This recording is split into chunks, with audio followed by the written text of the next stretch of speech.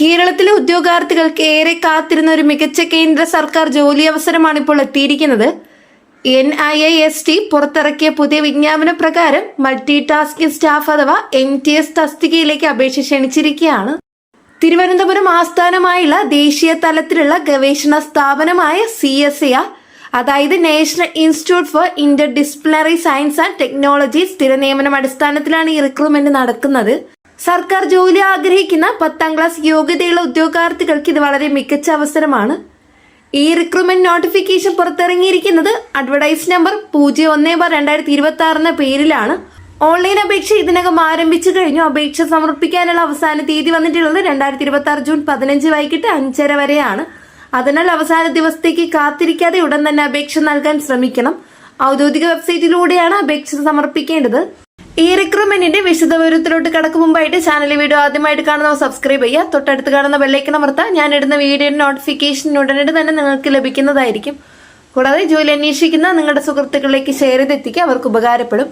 ഇപ്പോൾ വന്നിരിക്കുന്ന ഒഴിവുകളുടെ എണ്ണം ആകെ 2 എണ്ണമാണ്. അതിൽ ഒരു ഒഴിവ് അൺറിസർവ്ഡ് വിഭാഗത്തിനും മറ്റൊരു ഒഴിവ് OBC വിഭാഗത്തിനുമാണ് നൽകിയിരിക്കുന്നത്. എന്നാൽ ഭാവിയിൽ വെയിറ്റിംഗ് ലിസ്റ്റ് വഴി കൂടുതൽ നിയമനങ്ങൾ ഉണ്ടാക്കാനുള്ള സാധ്യതയുണ്ടെന്ന് പലരും പ്രതീക്ഷിക്കുന്നു. കേന്ദ്ര സർക്കാർ സ്ഥാപനമായതിനാൽ ശമ്പളവും മറ്റ് ആനുകൂല്യങ്ങളും വളരെ മികച്ചതാണ്. ഇപ്പോൾ പലരും ചോദിക്കുന്ന പ്രധാന ചോദ്യം യോഗ്യത എന്താണെന്നതാണ്. ഈ ജോലിക്ക് അപേക്ഷിക്കാൻ വേണ്ട ഏറ്റവും കുറഞ്ഞ വിദ്യാഭ്യാസ യോഗ്യത 10ാം ക്ലാസ് പാസ് അഥവാ മെട്രിക്കുലേഷൻ ആണ്. അംഗീകൃത ബോർഡിൽ നിന്നുള്ള SSLC അല്ലെങ്കിൽ തത്തുല്യ യോഗ്യത മതി. അതായത് +2 ഡിഗ്രി ഇല്ലാത്തവർക്കും ഈ ജോലിക്ക് അപേക്ഷിക്കാം. അതുകൊണ്ട് തന്നെ കേരളത്തിലെ നിരവധി യുവാക്കൾക്കും യുവതികൾക്കും ഒരു ഗോൾഡൻ ഓപ്പർച്യൂണിറ്റിയാണ്. ചില റിപ്പോർട്ടുകൾ പ്രകാരം ഇന്റർമീഡിയറ്റ് അഥവാ +2 ഉള്ളവർക്ക് മുൻഗണന ലഭിക്കാമെന്ന സൂചനയും കാണുന്നുണ്ട്. ഇനി പ്രായപരിധി പരിശോധിക്കുമ്പോൾ അപേക്ഷിക്കാനുള്ള പരമാവധി പ്രായം 25 വയസ്സാണ്. പ്രായം കണക്കാക്കുന്ന അവസാന തീയതി 2026 ജൂൺ 15 ആണ്. എന്നാൽ OBC, SC, ST, PWBD, ex service വിഭാഗങ്ങൾക്ക് കേന്ദ്ര സർക്കാർ ചട്ടപ്രകാരം പ്രായയിളവ് ലഭിക്കും. OBC വിഭാഗത്തിന് 3 വർഷം വരെ പ്രായയിളവ് ലഭിക്കുന്നതാണ്.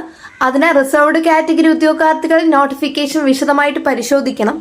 ഇപ്പോൾ എല്ലാവരും ശ്രദ്ധിക്കുന്ന മറ്റൊരു പ്രധാന കാര്യം ശമ്പളമാണ്. ഈ MTS പോസ്റ്റിന് പേ മെട്രിക്സ് ലെവൽ 1 ആണ്. അടിസ്ഥാന ശമ്പളം 18,000 മുതൽ 56,900 വരെ ആയിരിക്കും. ഇതിനു പുറമെ DA, HRA, ട്രാൻസ്പോർട്ട് അലവൻസ് തുടങ്ങിയ കേന്ദ്ര സർക്കാർ ആനുകൂല്യങ്ങളും ലഭിക്കും. വിവിധ റിപ്പോർട്ടുകൾ പ്രകാരം തുടക്കത്തിൽ ഏകദേശം 33,000 മുതൽ 35,000 വരെ മാസ ശമ്പളം കയ്യിൽ ലഭിക്കാനുള്ള സാധ്യതയുണ്ട്. അതിനാൽ 10ാം ക്ലാസ് യോഗ്യതയിൽ ലഭിക്കുന്ന മികച്ച കേന്ദ്ര സർക്കാർ ജോലികളിൽ ഒന്ന് ഇത് കണക്കാക്കപ്പെടുന്നു. ഇപ്പോൾ സെലക്ഷൻ പ്രോസസ് നോക്കാം. സാധാരണയായി CSIR സ്ഥാപനങ്ങളിലെ MTS റിക്രൂട്ട്മെന്റുകളിൽ screening, trade test, competitive written examination, document verification എന്നിവ ഉണ്ടാകാറുണ്ട്. ആദ്യം അപേക്ഷകൾ പരിശോധിച്ച് ഷോർട്ട് ലിസ്റ്റ് തയ്യാറാക്കും. തുടർന്ന് ട്രേഡ് ടെസ്റ്റ് അല്ലെങ്കിൽ സ്കിൽ ഇവാലുവേഷൻ ഉണ്ടായേക്കാം. അതിനുശേഷം റിട്ടൺ എക്സാം നടത്താൻ സാധ്യതയുണ്ട്. റിട്ടൺ എക്സാമിൽ പൊതുവിജ്ഞാപനം, റീസണിംഗ്, അടിസ്ഥാന മാത്തമാറ്റിക്സ്, ഇംഗ്ലീഷ്, സയൻസ് തുടങ്ങിയ വിഷയങ്ങളിൽ നിന്നുള്ള ചോദ്യങ്ങൾ വരാൻ സാധ്യതയുണ്ട്. ഇനി അപേക്ഷ ഫീസ് സംബന്ധിച്ച വിവരങ്ങൾ വളരെ പ്രധാനമാണ്. ജനറൽ, OBC, EWS വിഭാഗങ്ങൾക്ക് 500 രൂപ അപേക്ഷ ഫീസ് നൽകണം. എന്നാൽ സ്ത്രീകൾ, SC, ST, PWBD, ex serviceman വിഭാഗങ്ങൾക്ക് ഫീസ് ഒഴിവാക്കിയിട്ടുണ്ട്. ഫീസ് ഓൺലൈൻ വഴി SBI കളക്ട് ഉപയോഗിച്ചായിരിക്കും അടയ്ക്കേണ്ടത്. ഫീസ് അടച്ച ശേഷം റീഫണ്ട് ലഭിക്കില്ലെന്ന കാര്യം പ്രത്യേകം ശ്രദ്ധിക്കണം. ഇപ്പോൾ അപേക്ഷ എങ്ങനെ നൽകാമെന്ന് നോക്കാം. ആദ്യം ഔദ്യോഗിക വെബ്സൈറ്റായി NIST.RES.in സന്ദർശിക്കണം.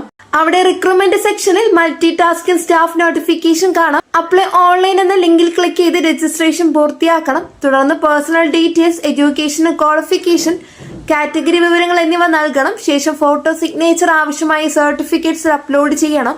ഫീസ് അടച്ച ശേഷം ഫൈനൽ സബ്മിറ്റ് ചെയ്ത് ആപ്ലിക്കേഷൻ പ്രിന്റ് എടുത്ത് സൂക്ഷിക്കണം. അപേക്ഷ നൽകുമ്പോൾ പലരും ചെയ്യുന്ന തെറ്റുകൾ ഒഴിവാക്കണം. അതായത് തെറ്റായ ഡേറ്റ് ഓഫ് ബർത്ത് നൽകൽ, കാറ്റഗറി തെറ്റിക്കൽ, ഫോട്ടോ ശരിയായി അപ്ലോഡ് ചെയ്യാതിരിക്കുക, സിഗ്നേച്ചർ മിസ്മാച്ച് എന്നിവ കാരണം അപേക്ഷ റിജക്റ്റ് ആകാൻ സാധ്യതയുണ്ട്. അതിനാൽ എല്ലാ വിവരങ്ങളും ശ്രദ്ധയോടെ പരിശോധിച്ച് മാത്രമേ സബ്മിറ്റ് ചെയ്യാവൂ.